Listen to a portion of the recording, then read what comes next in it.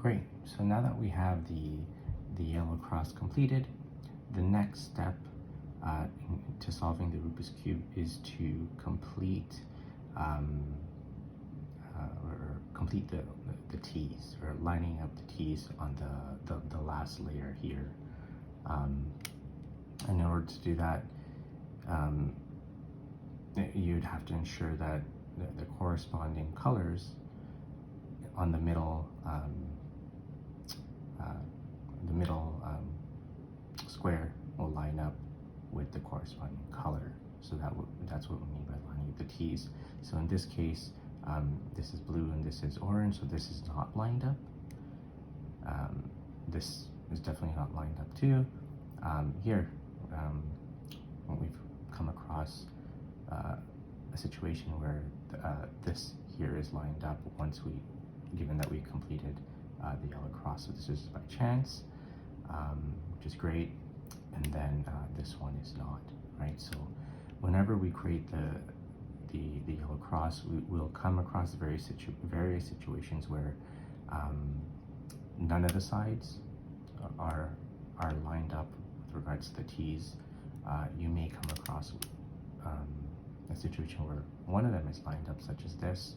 You may come across a situation where two sides are lined up, and that would be dependent on how you will hold it afterwards. So for example, if this side is lined up as well as the opposite side, you will have to hold the Rubik's Cube where the front, the back is facing away from you, and then the correct side is also facing you. If you come across a situation where the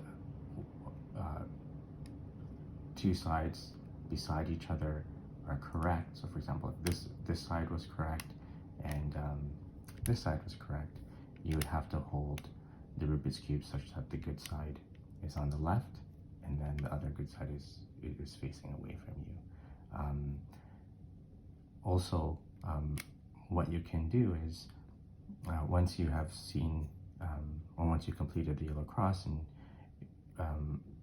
you've seen some of the pieces that may or not be lined or not lined up, you can move the Rubik's Cube, or move the top, just to see what can be lined up. So we do have the red side lined up here, but what else you can check, if we move, for example, the blue, to get this lined up, you can see that this side is not lined up, this is not lined up, but you have the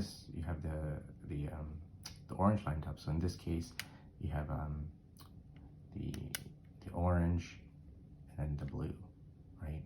So again, in this case, when you have two sides lined up that are beside each other, you would need to hold the Rubik's Cube such that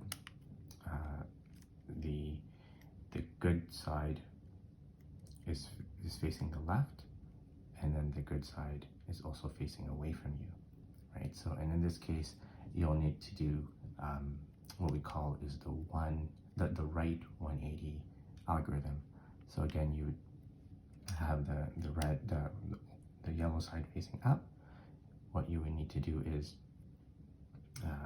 move the right piece up once,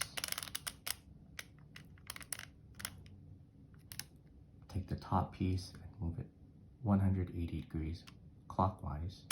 So 1, 2, bring the white piece back down, take the top piece and move it once counterclockwise, take the right piece, or the right side, bring it back up once, and then take the top piece and move it once counterclockwise, and then bring the white piece back down again, right? So what we need to do is realign the T's. So you take the right, the top piece and move it once, see this here is lined up, the red, the green is now lined up, the orange is lined up, and then the blue is lined up. So again, whenever you have, once you complete the yellow cross, again, you'll come across a situation where you may have one side where the T's are lined up, or two two sides.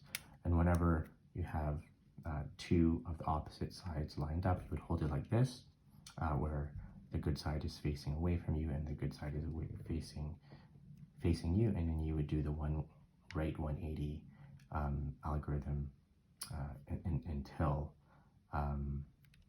the teeth are ended up lining up. So there you have it. You have the middle pieces all lined up. So following that, the next video would be to line up the corners in the correct spot.